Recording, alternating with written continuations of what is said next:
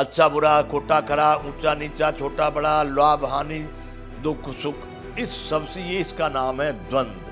तू इससे परे हो जा। ये सब चलता रहेगा, सुख भी आएगा, दुख भी आएगा, गर्मी भी आएगी, सर्दी भी, ऐसा बात। तेरा क्या लेना देना इनसे? अरे तू चल चल, तू अपनी राह पर चल, तू अपने रास्ते पर चल, अपने कर्तव्य पर चलता रहे।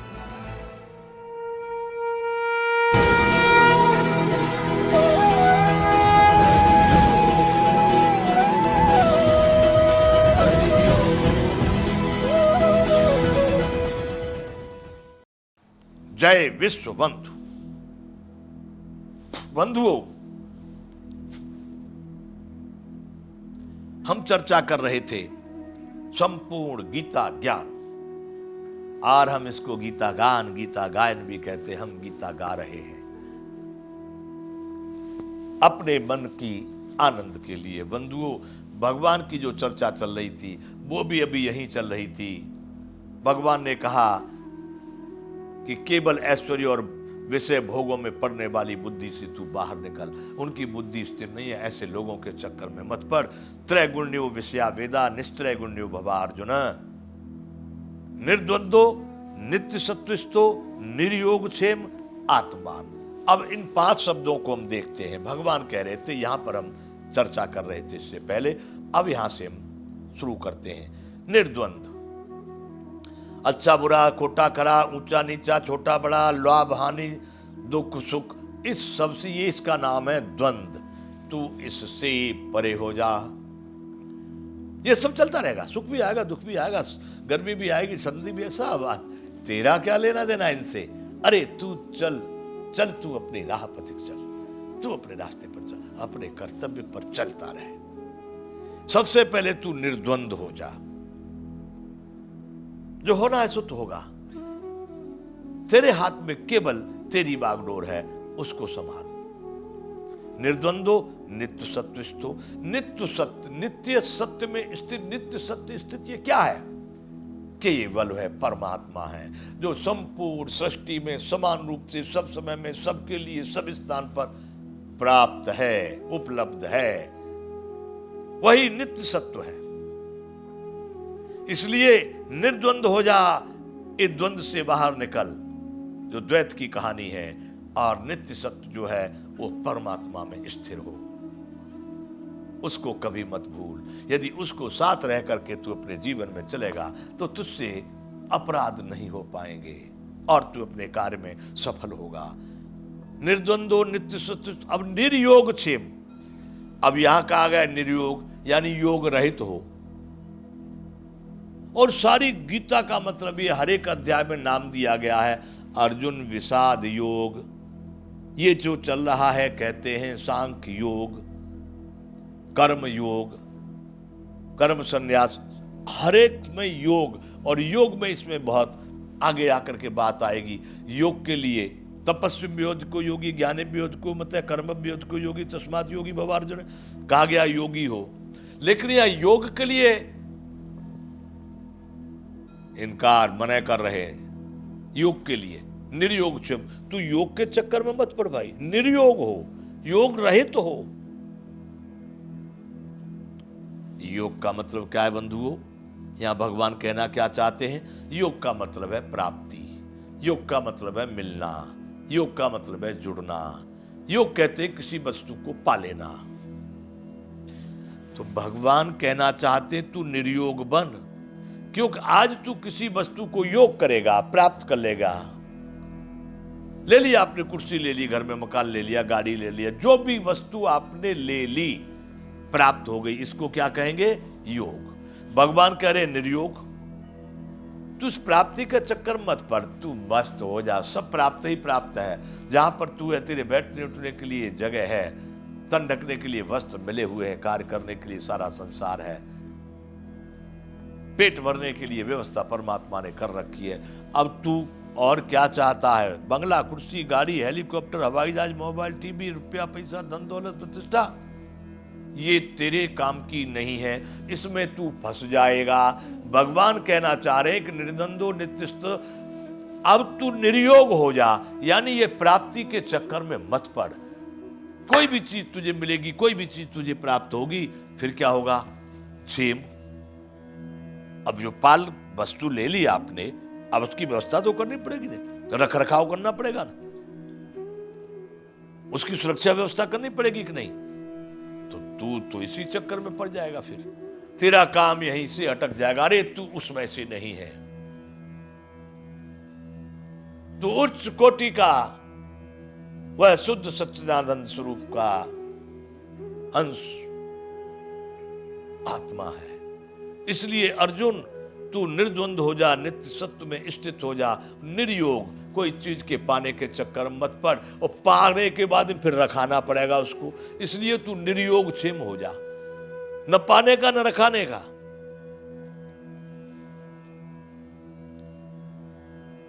पालेगा तो उसकी व्यवस्था, फिर तेरा जो कर्तव्य कर्म है उससे तू वंचित हो जाएगा।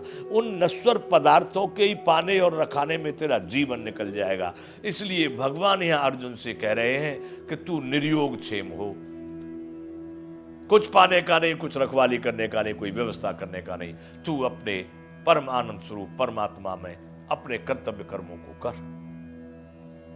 निर्योग क्षेम होकर के क्या होना है? आत्मवान। ओहो हो, मस्त हो जा, आत्मवान हो जा, अपने आत्मा में भ्रमण कर, आत्मा में स्वाधीन अंतःकरण वाला। तेरे ऊपर किसी का अधिकार नहीं, बल्कि तू अपने मन चित्त बुद्धि अहंकार सारे इंद्रियों को तू नियंत्रित करके अपने आत्मज्ञान में, अध्यात्म में स्थित हो जा। बंधुओं, बहुत बड़ी बात है, ये समझने जैसा है। त्रैगुण्य विषया वेदा निस्त्रैगुण्यो भवा अर्जुन, निर्द्वंदो नित्य सत्वस्तु निर्योग क्षेम आत्मवान। इस तरह से भगवान कहते हैं, अर्जुन तू कुछ प्राप्ति और कुछ व्यवस्था रख रखाव और कुछ भी नहीं, तू अपने आत्म आनंद में स्थिर हो जा। भगवान कहना चाहते कि यावान अर्थ उत्पाने सर्वतः संपुल तोदके तावान सर्वेषु वेदेषु ब्राह्मणस्य विजानतः। छोटे छोटे गड्ढे होते हैं, कभी प्यास लगे तो छोटे गड्ढे का भी पानी पीने के लिए हमारे लिए उपयोगी हो जाता है, वह भी हमारी आवश्यकता को पूरा करता है, वो भी बड़ा महत्वपूर्ण होता है। लेकिन भगवान यहां कहना चाह रहे कि यावान तो उत्पाने सर्वतः संपूर्ण तोदके, जिस समय पर संपूर्ण तो उदक जल से भरा हुआ बड़ा परिपूर्ण जलाशय मिल जाए, बहुत बड़ा जलाशय, बड़ा शुद्ध और बहुत अच्छा पानी परिपूर्ण है, कभी कम नहीं होता, ऐसा जलाशय अगर प्राप्त हो जाए तो छोटे छोटे गड्ढों का महत्व कुछ नहीं। उन छोटे छोटे, हालांकि वो अपनी जगह पर ठीक थे, उनसे भी काम चलता था, लेकिन अब उनकी आवश्यकता खत्म हो जाएगी। जब परिपूर्ण शुद्ध जल से भरा हुआ परिपूर्ण एक जलाशय जब हमको प्राप्त हो गया, तो छोटे छोटे उन जलाशयों का कोई अभिप्राय नहीं रह जाता। इसी तरह से भगवान कह रहे हैं, वेदों के लिए करें यहां पर शब्द, वेदों के जो बात कही है कि त्रैगुण्य विषया वेदा निस्त्रैगुण्यो भवा अर्जुन, निर्द्वंदो नित्य सत्वस्तो निर्योग क्षेम आत्मान। हे अर्जुन, तीन गुण, रूप, भोग, ऐश्वर्य और ये संपूर्ण पदार्थ संसार का जो निरूपण वेदों ने किया है, वो तीनों गुणों का ही प्रतिपादन करते। इसलिए तू निस्त्रैगुण्य होकर के निर्द्वंद नित्य सत्वस्त निर्योग क्षेम आत्मवान हो जा। क्यों हो जा, कैसे हो जा? सो यहां पर बता रहे हैं कि यावान अर्थोत्पाने सर्वतः संपूर्ण तोदके तावान सर्वेषु वेदेषु ब्राह्मणस्य विजानतः।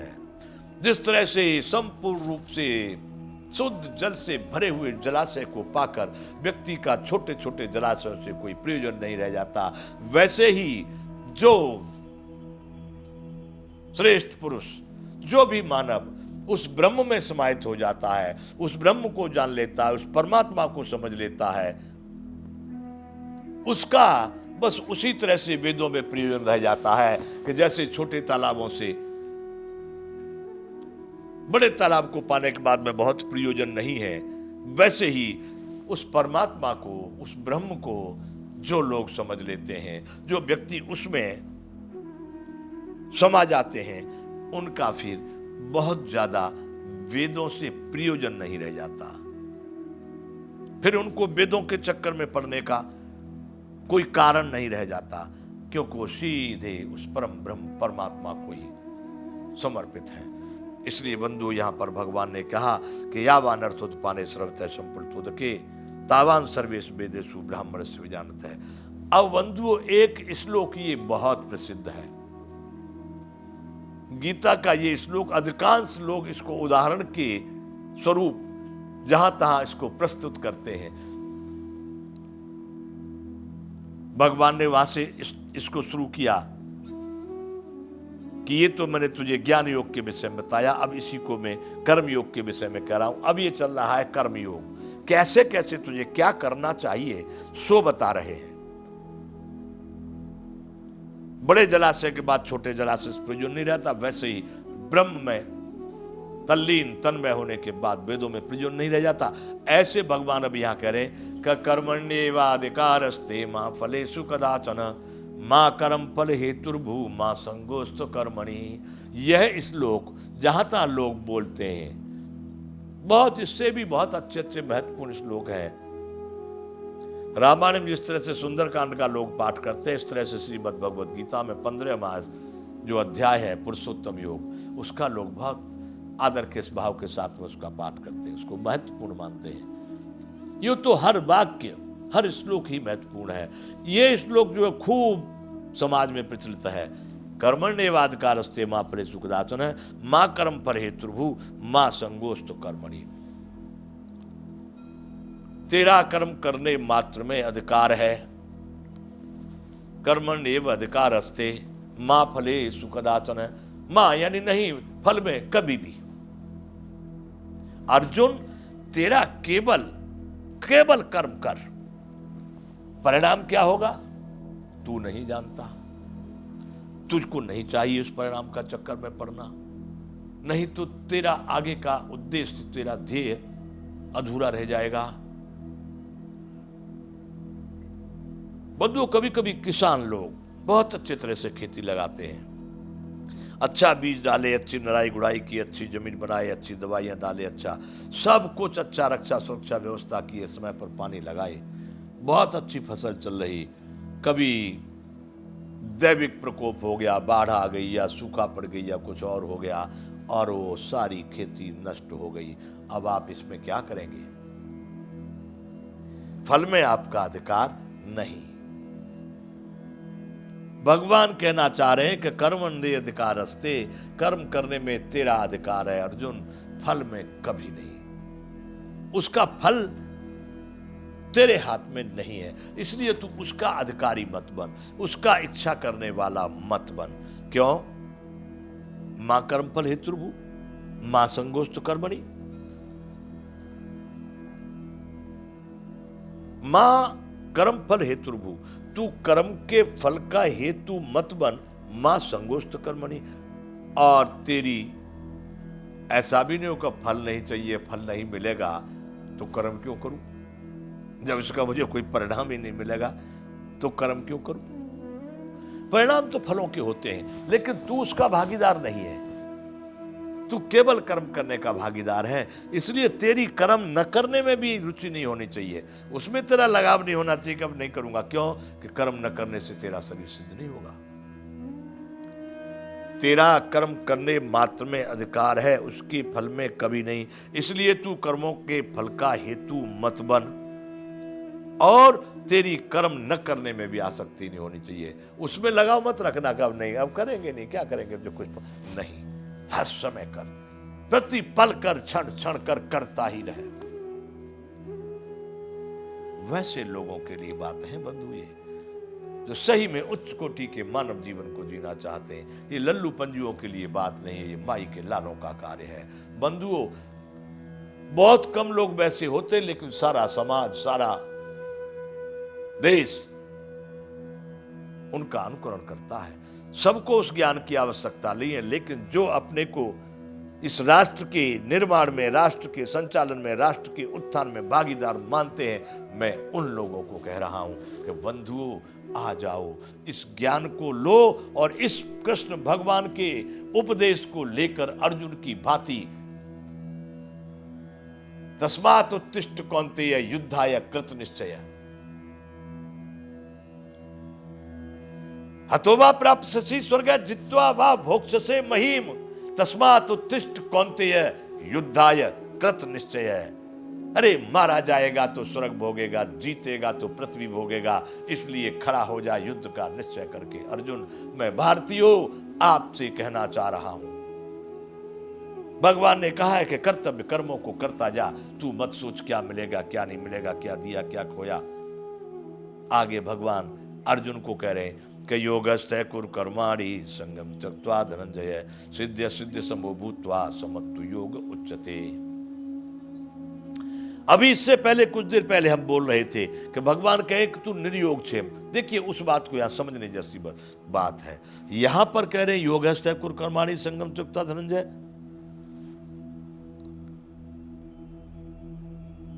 योगस्थै कुरु कर्माणि संगम त्यक्त्वा धनंजय। हे अर्जुन, तू योग में स्थित रह करके कर्मों को कर, लेकिन आसक्ति का त्याग कर, उसमें जो अटैचमेंट है, तेरा लगाव है, उसको त्याग कर। सिद्धि और असिद्धि यानी सफलता और असफलता, समान बुद्धि वाला बन। सिद्ध असिद्ध समो भूत्वा, सफलता में और असफलता में, जीत में और हार में, लाभ में और हानि में, सब में तू समान बुद्धि वाला होकर योग में स्थित होकर कर्तव्य कर्मों का आचरण कर।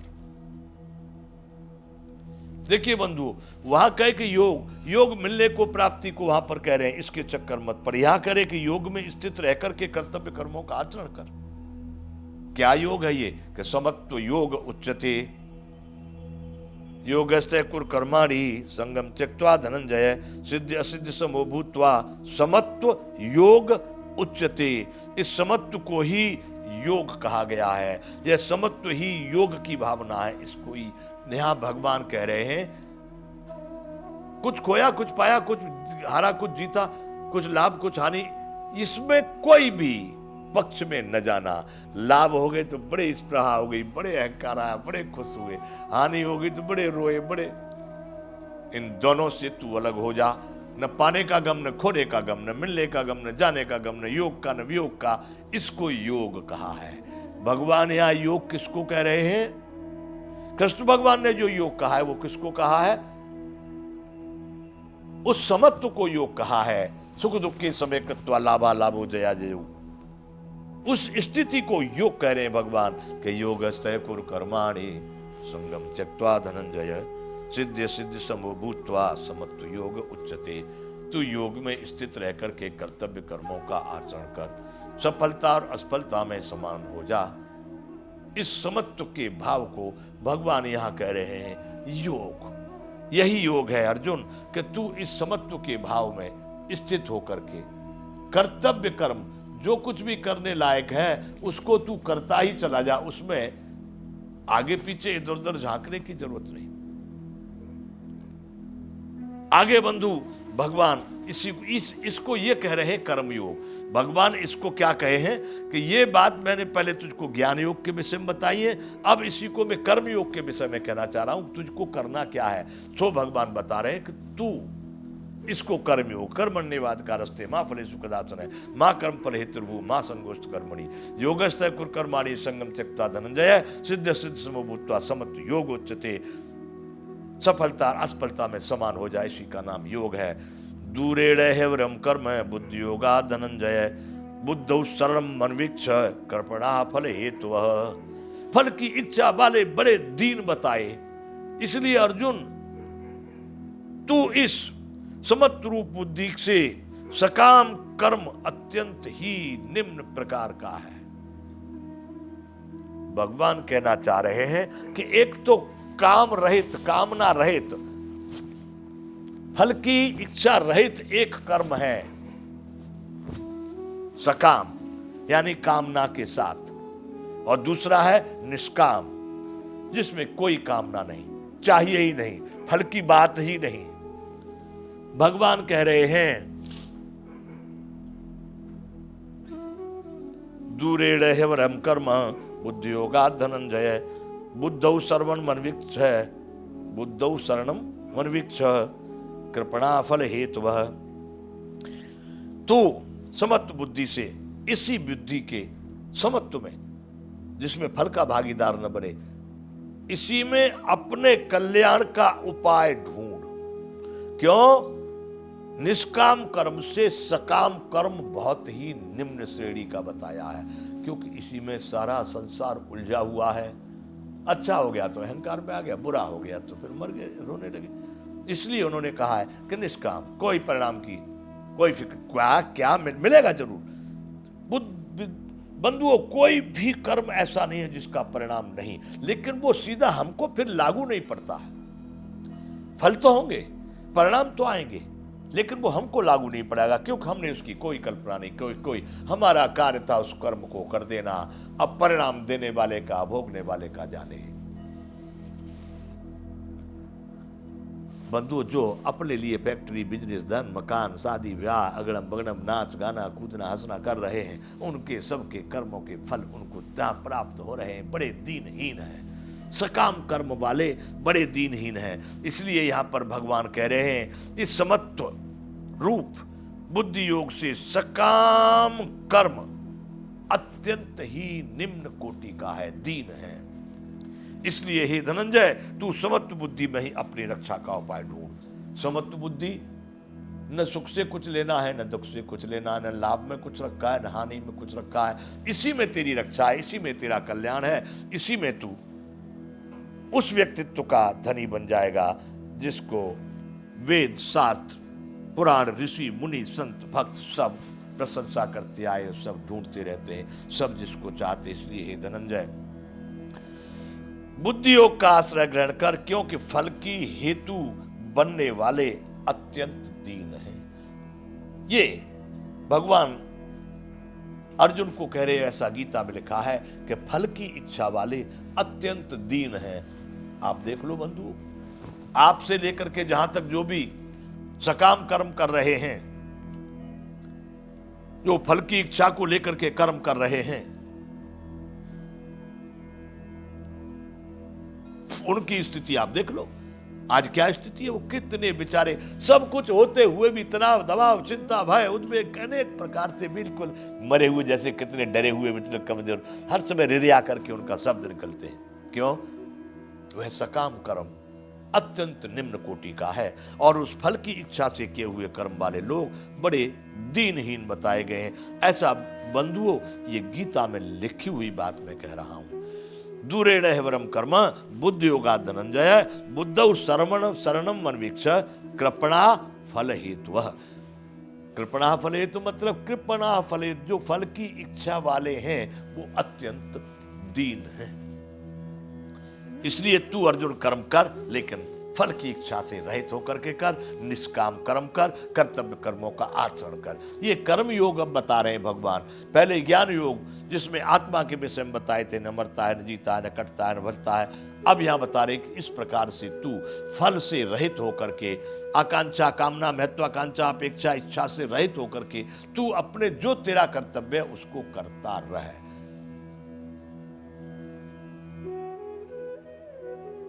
मैं यहां रहता हूं अपने कुटिया पर, आश्रम।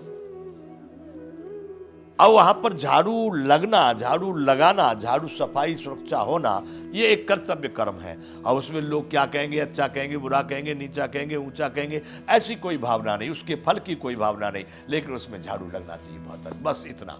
अब किसको क्या मिला, क्या परिणाम होगा, किसने क्या कहा, ये बात हमको लागू नहीं होती बंधुओं। इसी का नाम है कर्तव्य कर्म। आगे भगवान कह रहे हैं, बुद्धि युक्तो जहाती है उभे सुकृत दुष्कृते। सुकृत यानी पुण्य, दुष्कृत यानी पाप। बुद्धि युक्तो जहाती है उभे सुकृत दुष्कृते तस्मात् योगा युज्यस्व। योग है कर्म सुकौशलम। ये योग ही कर्म में बुद्धिमानी बताई है।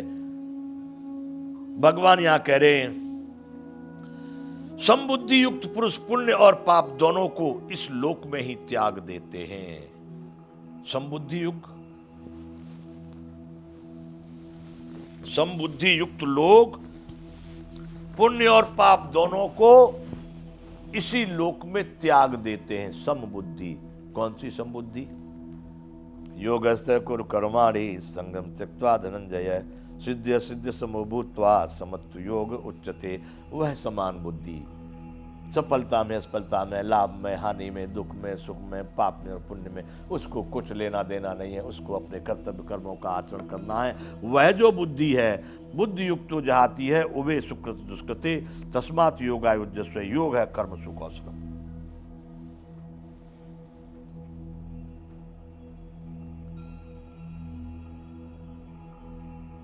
कर्म,